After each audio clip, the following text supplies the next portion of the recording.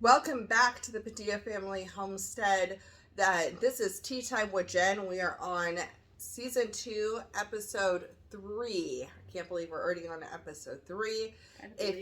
Right?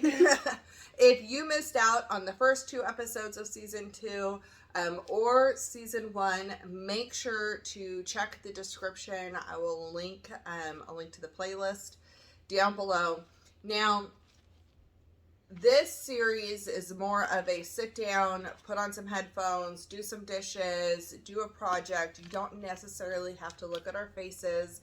It's on YouTube, but it's more of like a podcast style where we're having a conversation about something that is that we find important to us.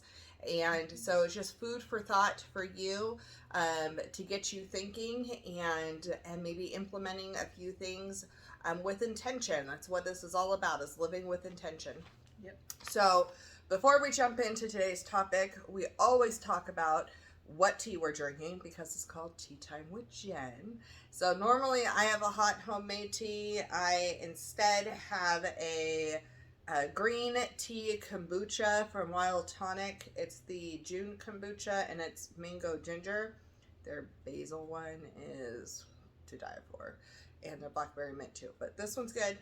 So far all the ones I've had are good. What are you drinking? I am drinking mint medley. I went with the hot tea. Hot tea. This is good iced too. Just so you know. I know, it's so good. I had it this summer a lot as an iced tea because I can't have black iced tea anymore. So Emily doesn't like a whole lot of hot teas though. So I usually have an iced drink in general, girl. Yes. So that's what we're drinking today. We're going to jump into the topic though. So today's topic is being intentionally informed without fear. I think that last part is super, super important. And we're going to just sit here, have a conversation, kind of what that looks like for us, how we've navigated this, if we still have issues with it, kind of what our process is and our thoughts are on this, to have you look at your life and see if there's areas where there's still fear driven in it, and some action steps that you can take to kind of help be intentionally informed without fear. So we're going to jump right in. So what are some of the areas that you can think of that when I say intentionally informed without fear that you think of? I really think, at least for me personally, medical and just events in general that are happening today, especially in the world. Yeah.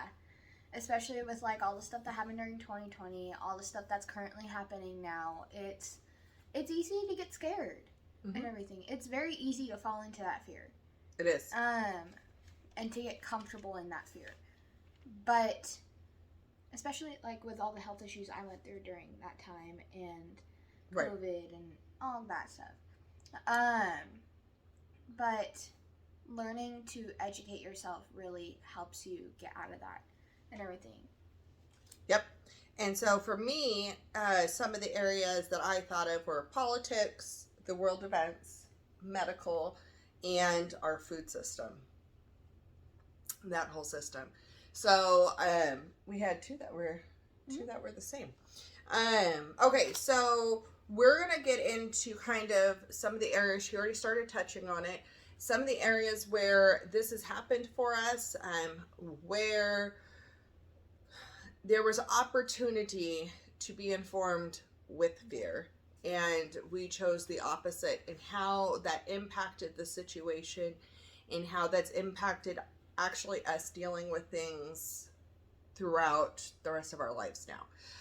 So let's see, 2020 was a rough year. Yeah, especially I was sick for 10 months with I was a medical mystery. Still am. Still unknown.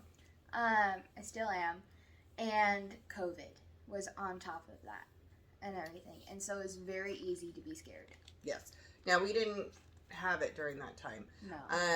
But the world events that were happening Yeah. were... I mean, it looked like the world was just like falling apart. Yes. So with that, we had that, and then the other medical thing we had is my husband got injured at the end of 2020.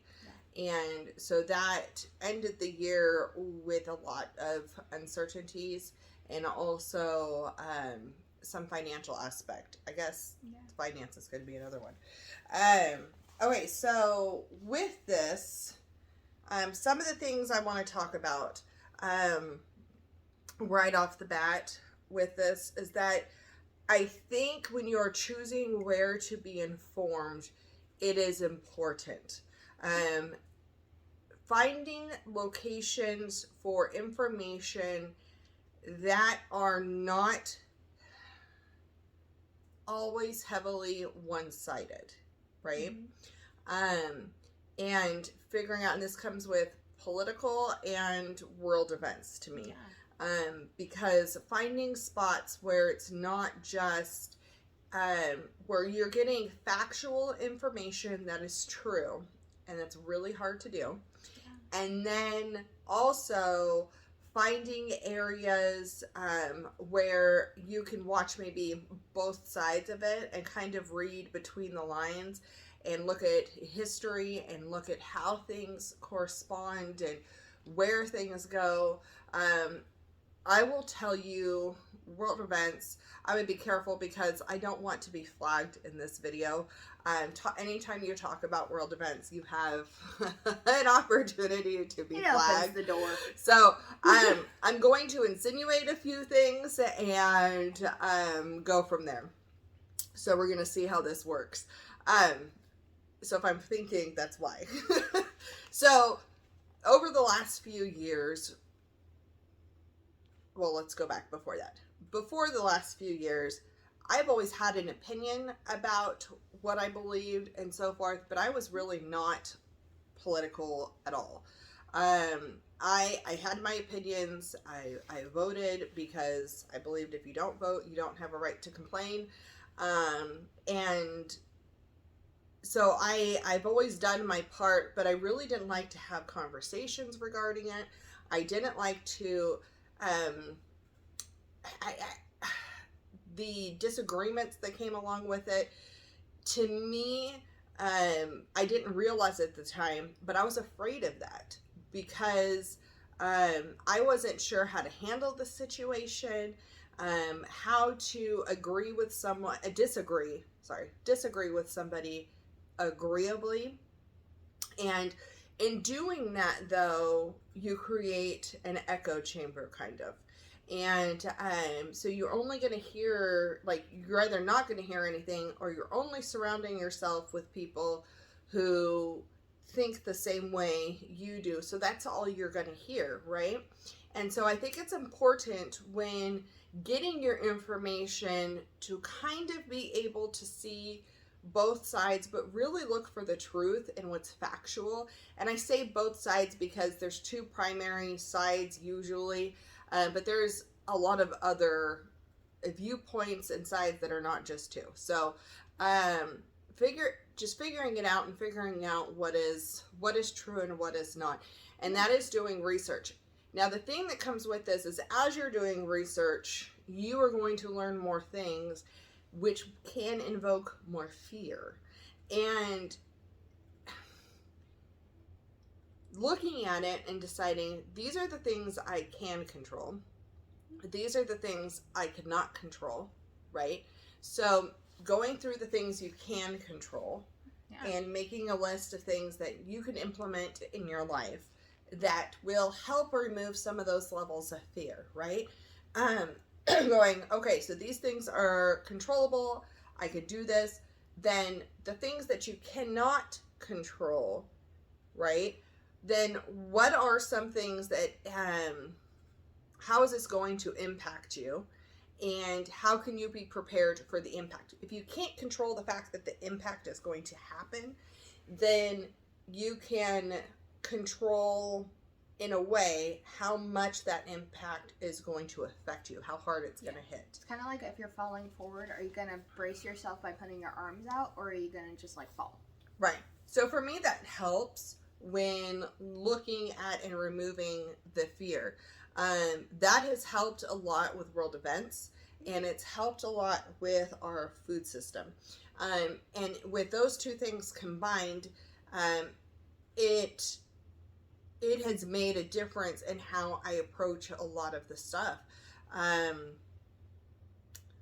So let's just say 2020, there was a hit on toilet paper. There was a run on water. There's all kinds of food was off the shelves, right? There was a whole situation going on with that. And what was interesting to me is in 2019, I started stocking a pantry. And learning how to really switch and cook from scratch. I had just started staying home in 2019 and not working.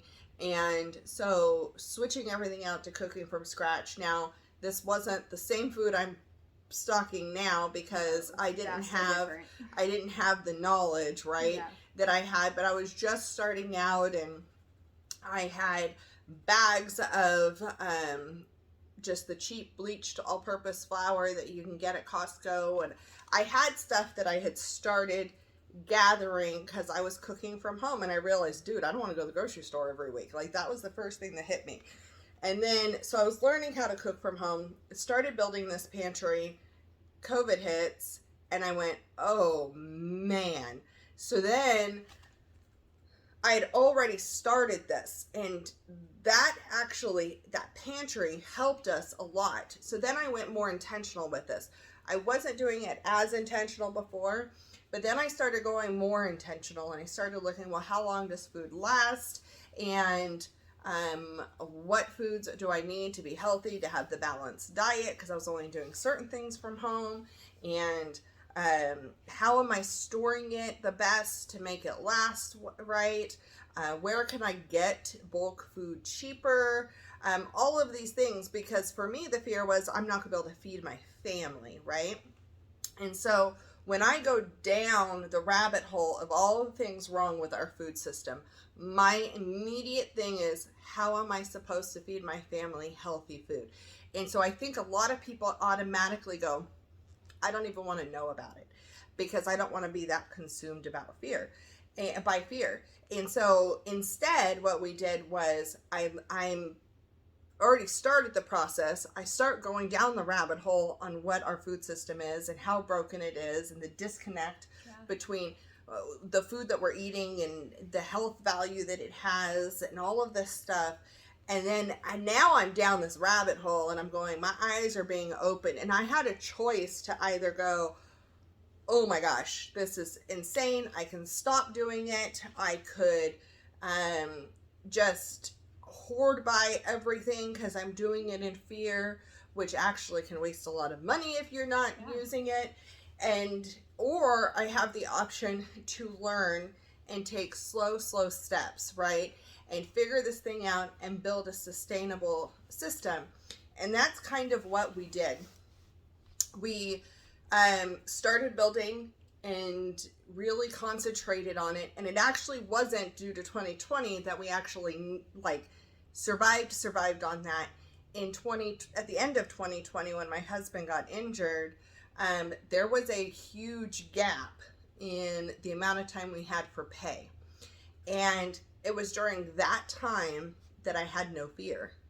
It was 2.5 months that we didn't get a paycheck, and I wasn't working. And how am I able to feed my family and go through that because I didn't have, without having fear? Well, it was because I took the steps necessary in advance to be there and to be as prepared as possible. Now, do we eat everything we normally eat?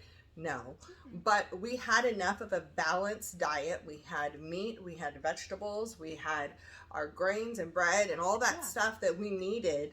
We had treats that we had, and we actually did okay. And there was a few areas where we were able to get support through like a food bank and stuff, and to be able to fill in some of the little gaps. But that right there, changed my life. That end of 2020 to 2021, it changed my life because it really showed me I can be prepared. And preparing takes the fear away. Yeah. Whatever I can prepare, like I had such a level of peace that it was crazy. And everybody around me is like freaking out over this or that. And I didn't have that. And I cannot explain other than just being prepared in a way as what took away that fear. So intentionally informing myself on what is happening, what is broken with the system, and then instead of succumbing to the fear, going, well, this is what I can control. You fight it. Right. And you say, hey, how can I speak truth over this fear? How can I, like, make this better? Right. What can you control? Yeah. And if you can do the things that you can control, you're minimizing that impact of the things you cannot control, right? Yeah. And we could not control when we were going to get paid, but we could control how we approached it. We could control what food we had to eat. We could control all kinds of things. And so I think that impact right there, just choosing to get the knowledge and then choosing how you respond to having that knowledge is really important. And then for medical, this is something we have hit a lot, and we're going to wrap back around to world events in a little bit. Yeah. But for medical, this is another one that I think hits all of us in many different ways. And because we all have different needs. Our bodies need different things. They have different needs, and we are going to have different medical emergencies. Yeah. We're going to have different things that are unknown. And I think it's how you approach getting the information, how you approach finding out the situation, like the information, and how you're going to handle it. Again, it's a similar thing, like getting the information, stay off of Google. Dr. Google Pants means you're going to die. That's just, I consulted Dr. Google Pants way too many times, and I get in my head. The thing is, even when you're healthy and you use Dr. Google Pants, you'll say you're dead. Well, we're all dying from the day we're born. We just slowly start to die. You're dead. But you're dead. It's crazy to me. And like, okay, so you watch those commercials for all the medications that come on. And, like, it tells you all the great things it can do, which is, like, a blurb.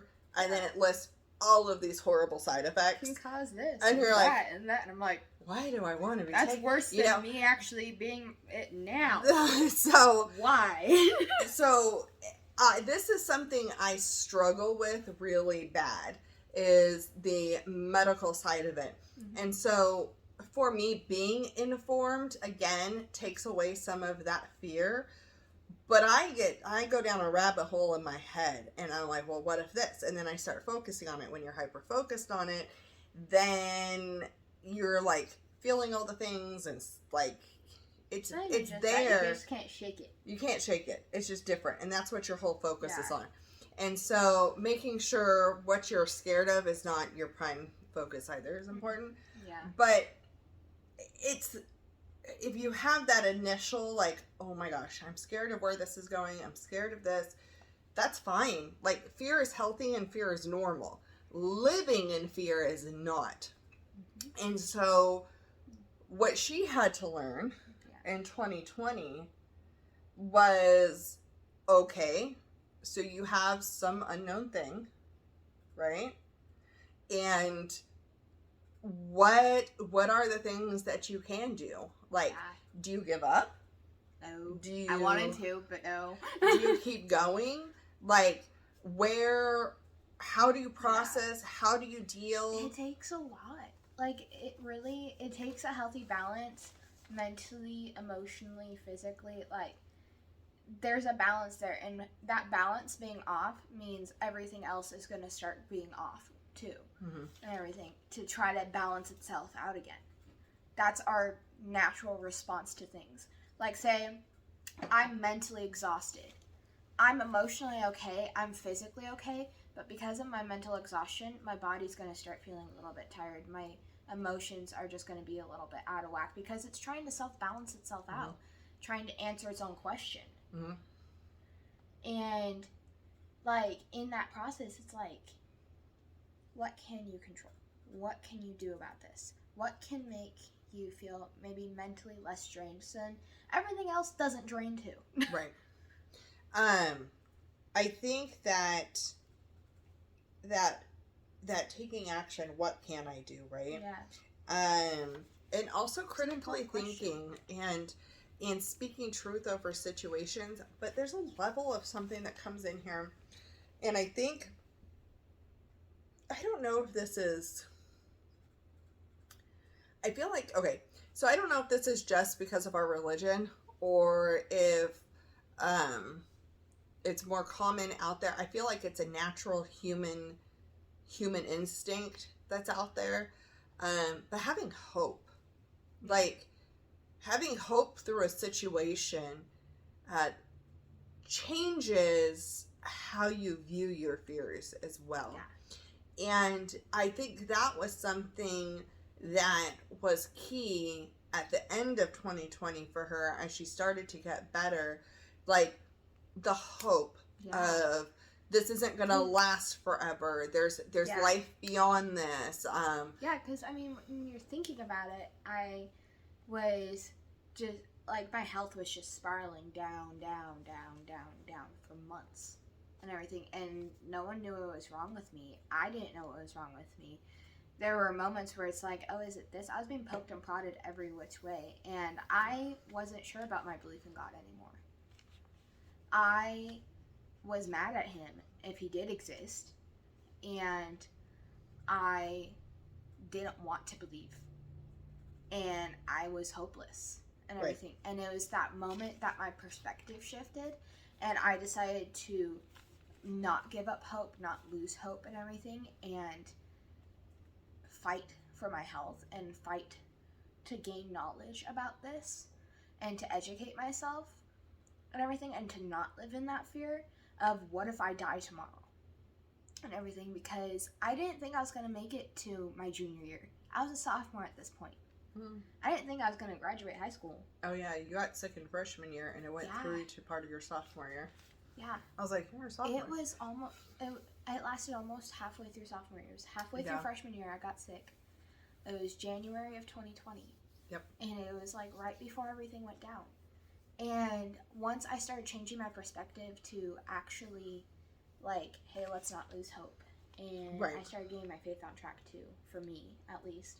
Right. Was when I was like, I can do this. Well, and I think that comes down to the where is your focus? So for me, on the outside as a mom, watching your kid go through something, you have a whole set of fears that comes with that. Yeah. However, my perspective was, and my focus was so focused on encouragement and trying to give the hope, but also digging for the answers, right? Yeah. And honestly, like, you were probably digging for hope inside yourself too, like. Yeah, and I feel like, because it was looking hopeless in some situations. I feel like it was a great partnering, because I think your dad really focused on all the doctor's aspects of stuff. He did. He was big on let's get the answers because I need my baby to be okay. Right. And then because that was so well taken care of, I was able to focus on what is going on in her heart and her mind, right? And so I had the two different pieces that were being put together at two different houses. Yeah. And it was good. And it helped. And there was a point in there where for me, there's that fear of what ifs, right? But my piece knowing that things happen and it's just getting her to the point where this next milestone is going to take place. Yeah. And then this milestone is going to take place. And then when she realized it, then it was able to, I was like, oh wait, skyrocket. I can do this. Right. And I, like, just little things, like my leg injury, I ignored it. Like, I got injured in 2019, and I just kept going and going until I had my gallbladder out, and then all of a sudden my leg got like 1,000 times worse. And I couldn't keep ignoring it anymore. Yeah. Well, then I get in my head, I'm like, well, what if there's something more serious going on? What if this? Like, and Don't the hope of it self-diagnose, ever guys. stopped, because as soon as you start, She went to Dr. Google for her leg. oh my gosh, It was bad. then as I go through and I'm going through physical therapy, it's getting worse and worse, and I'm like, what is happening? And then I had to get out of my head, and I really learned in physical therapy how much my brain affects a lot of my body. Yeah. My blood pressure was spiking like really weird, and which was interesting. Right, so this actually interesting fact, and it works here. So when I was doing physical therapy, when I would put all of my weight on my left leg, my blood pressure spiked to like 170 over 116 or something like that. Like it went high.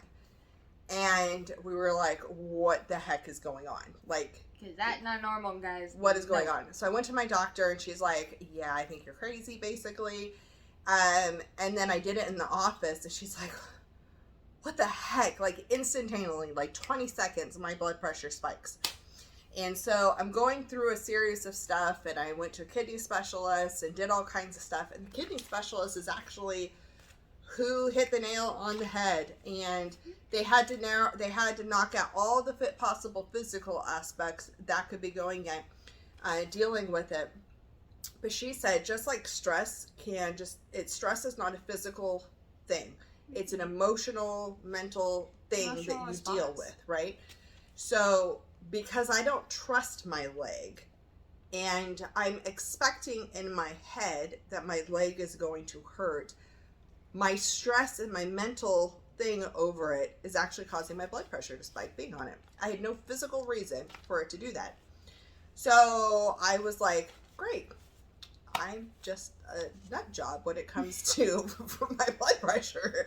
And so I actually like really started focusing on, okay, so if I have this much control over how my blood pressure reacts, right? If it's my stress that's causing this blood pressure to spike over this, I got to figure that out, and I got to calm down, and I got to like figure out how to trust my body in the process.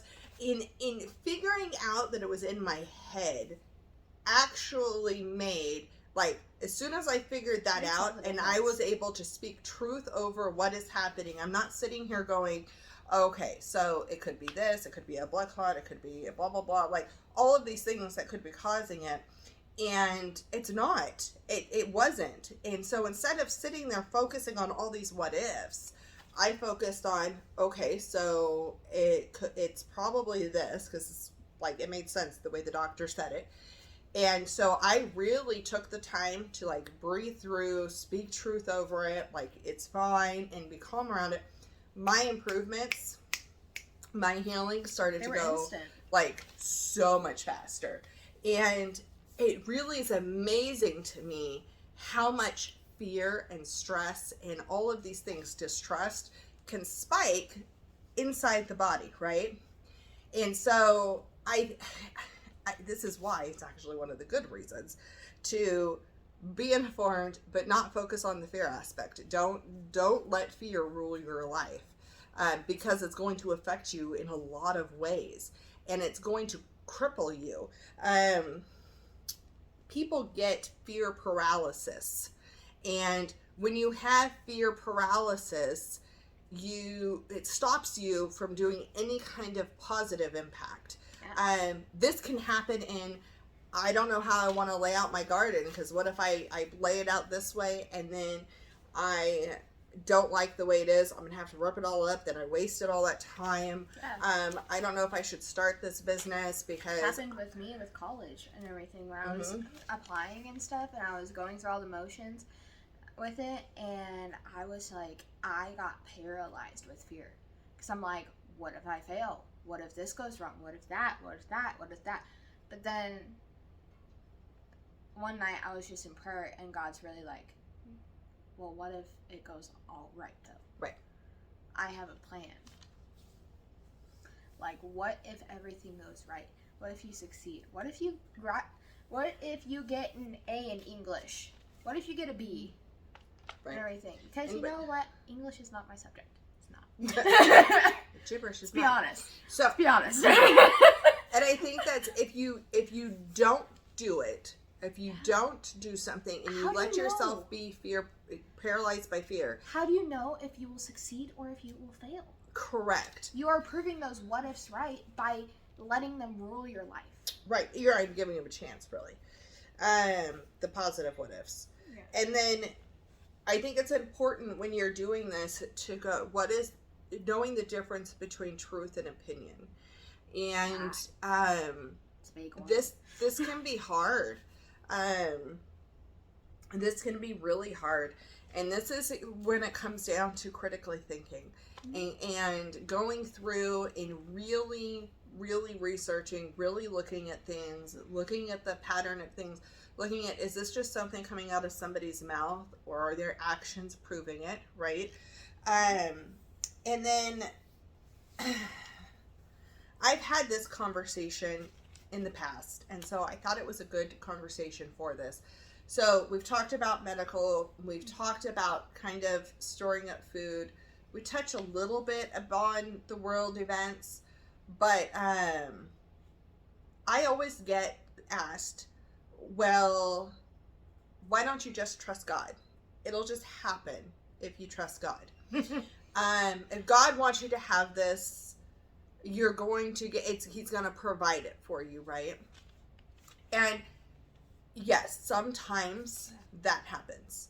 Absolutely. God is provider. He's many things and everything if you really look at it. But sometimes the way he provides is not just poof, it's magically there. No, he's not a genie. He's not just some magical little fairy that goes bippity boppity boo. Right. And in the Bible, it talks about the fact that we're not to store up riches on earth, right? And that's one of the things that people bring up is, why are you prepping all this food? And why do you have a pantry like this? Well, first of all, it's not really prepping. It's, I actually cook and I use a lot of food. Yeah. And it's cheaper by a lot to buy it in bulk and to have it on hand. Yeah. And so what's naturally great about that is when you have a very well-built pantry, which we're in an apartment. It's not like an extremely well-built pantry, but it's well enough built that it works for our family for a period of time. Then if something were to happen, then you're prepared. So it becomes a prepper's pantry, but it's not a prepper's pantry. It's just a working pantry. Actually, can I say a story about like God and the whole providing thing? Like, well, in 2 seconds, because I know which story I think you're going to tell, and I want you to tell it. So the other thing that the Bible says, though, there's multiple times where they talk about preparing for a famine. Right? Mm-hmm. To store up and prepare, because you're going to have 7 years of wealth. And yeah, because it was Joseph's dreams. Right. And everything. And then after the 7 years of having much, you're going to store up. Yeah. You're going to have 7 years of famine, right? Store up while God is pouring it out, pour out, store it up and everything, because, hey, there is going to be a famine. There is going to be hard things. There is going to be a rocky road ahead. Yep. And you're going to want to be prepared. And so there's multiple times where he talks about being prepared in the Bible. And then the other thing is, God is our shepherd.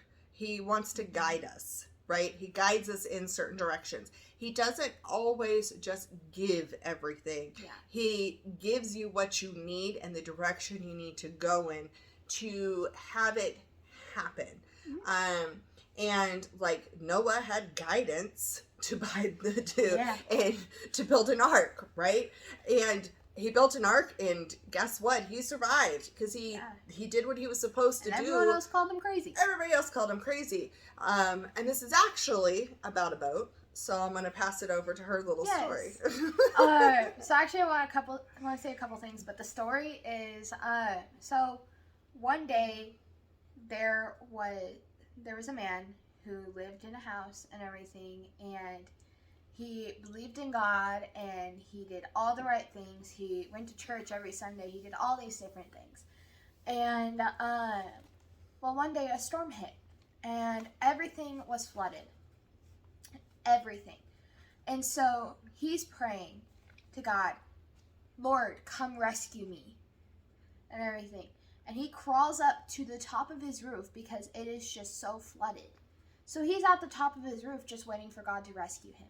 So, but then someone comes along in a little rowboat. And it's like, sir, come with me. If you want to come to safety and everything, let me help you.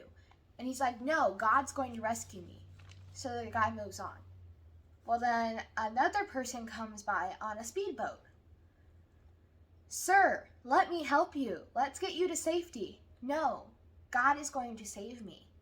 You don't understand. God is going to save me. So he moves on. Then a helicopter comes.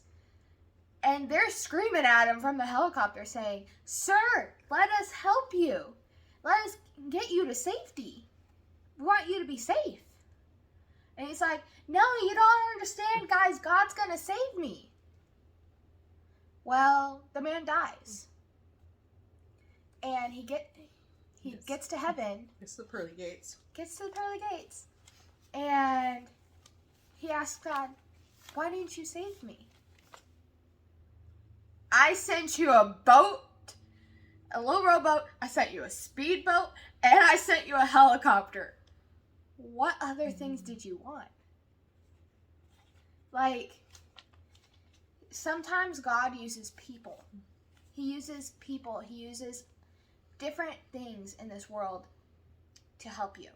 He uses different things to answer your prayers. But also keeping in mind that a lot of people really just breeze over, one, the Holy Spirit, but two, God the Father.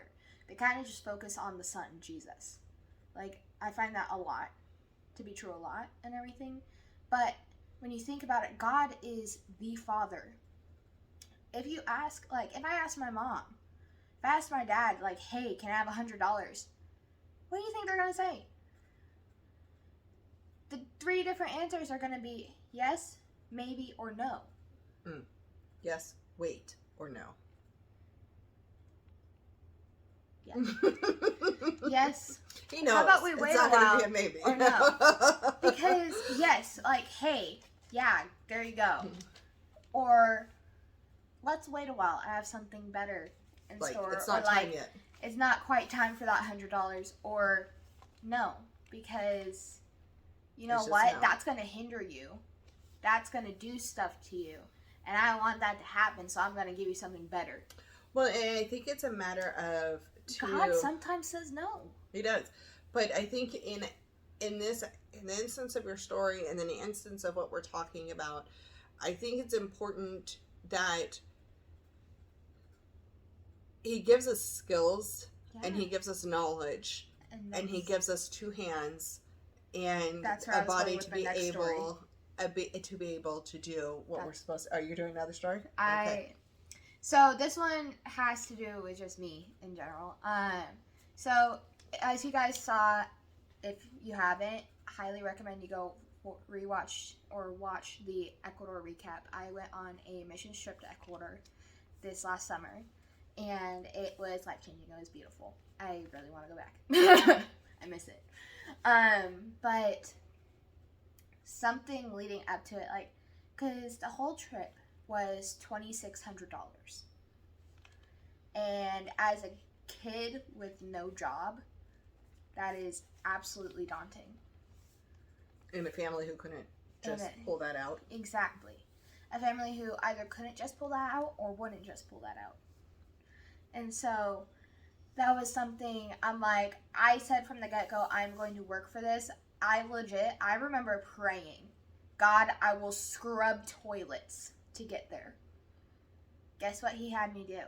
He had me cat sit. He had me babysit. He had me doing... You're cleaning somebody's house. Cleaning someone's house. I scrub toilets, guys. I scrub toilets every other Wednesday. You did car shows. You did volunteered for all kinds of stuff. Yeah, I did snack shacks. I did all kinds of different stuff. I worked Celebrate America and everything, a booth that raised money and everything. I was doing job after job after job after job. Sometimes you just need to be willing to humble yourself and say, God, use me. Mm-hmm. Because I'm not sure if you've seen the movie Evan Almighty. I don't think so.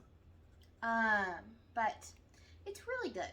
It's a really good one. I saw Bruce Almighty. Not really but Morgan Freeman. Okay. He was in it, and he was portrayed as God and everything in it, and came to. Do you remember the girl who played Lorelai Gilmore? Didn't he play God in Bruce Almighty too? Yeah.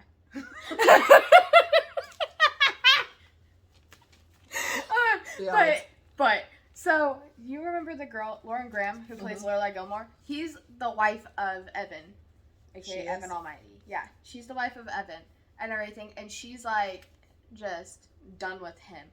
And Morgan Freeman gives an example I will never forget. It's if you ask God for patience, do you think He's going to give you patience or give you a situation that you can learn patience in? If you ask for strength, is He going to give you strength? Like, just go, yeah, Hulk mode type of thing. Right. Or is He going to give you an instance to where you can learn to be strong? If you ask for Him to provide, is He going to necessarily provide it all for you? Or is He going to give you instances to where you can provide, where you can earn the provision? Yeah, yes. Provision, that word. I think that's very valid. And I think I want to start wrapping it up because we're going to need a little longer. I'm trying to keep these under an hour. Yeah. But I think that we've talked about a lot of key points, but I want to wrap it around to some of the things that I still struggle with sometimes and the actions I take to alleviate to be intentionally informed and to do it without fear, right? Yeah. We live in crazy times and there's a lot going on in the world. I personally choose not to watch the news all the time. I very rarely watch the news. I have to be in a good space to listen. I haven't actually watched the news since I was young. Really? Like her age. I still watch it. And the reason why I don't was because it gave me all kinds of fear. It was always somebody's house burning down or some natural disaster here. It's like with me going to Ecuador, you couldn't do anything that had to do with sex trafficking or Ecuador. Right. She could not even think of Googling Ecuador. I did Google Ecuador, but it's protecting your mind, right? So if I'm going to continually fill my brain nonstop all day long, every day, with things I cannot control, then I am going to sit there and dwell on it because I know how my brain works. I know that that's what's going to happen. And so what I do is I set certain times where I do my research and I look at current events, and I have my certain people that I kind of check in on for trigger things to see what I need to research on. I do happen to have a mother who is very much into world events and all the things going on. We don't always see eye to eye on everything, but that's with anyone though. Being able to get the information, right? Some of the information, and then to be able to go through and critically think from there.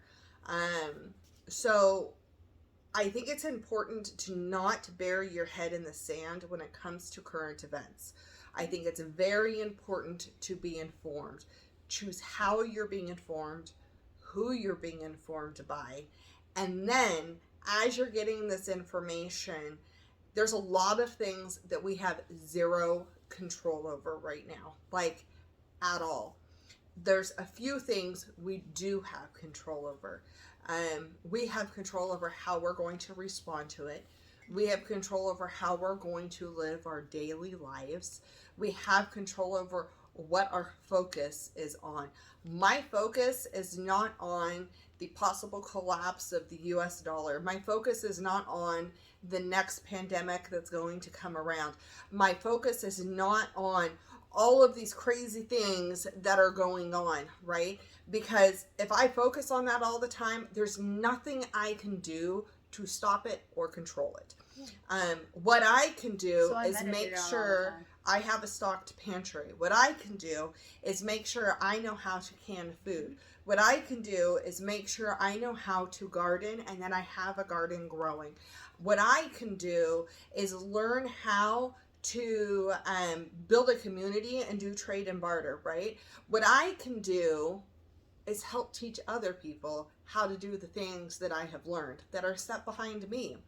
Because there's people who didn't start when I started. There's people who are just now starting, right? And so there's going to be people who are starting in 2 years from now.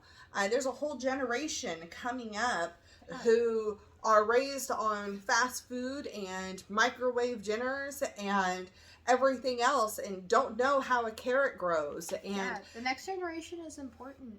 Teach them well. Right.